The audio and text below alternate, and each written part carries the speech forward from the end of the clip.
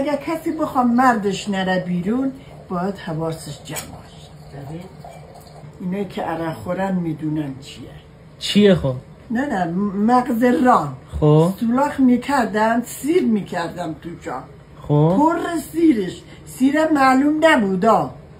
بعد میذاشم تو دیگ زود پس 2 استکان آب میکردن درش میبستن. وقتی واش میکردی یه کمی زرجوبه بود، یه ذره فلفل. نه بوش گیجید میکرد، دل من میخواست بخورم ازش، میگفتم ناقص میشه. برای چی درست میکردی؟ بابا بزرگ مهمان میامد برش از آمریکا، بری پای مزه. بعد اونا چاقو میذاشتن روش، همه را خوشگل در میآورده.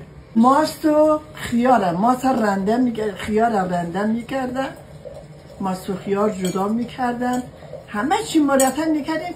اگر کسی بخوام مردش نره بیرون باید حواسش جمع باشه. سیاست‌های مهم‌برد پاش بند کنه، همه چی با به دلش درست. قابل توجه دختره امروزی. فهمیدی؟ نه با دعوا. نه دعوا. چرا خوردی؟ من مؤمنم بوش آمد. خب بیره یکی دیگه میگیره، تو بری چشی بد. والا میره هم پیالش میگیره، تو بری چشه. مگه کافی میشه یه ذره از او شربت سینه درد بخورن عزیزه؟ شربت سینه درد، بله متوجهم. هر وقت چیز بود از او درست کن. 2 کیلو از اون مغز ران لامسه و مزدار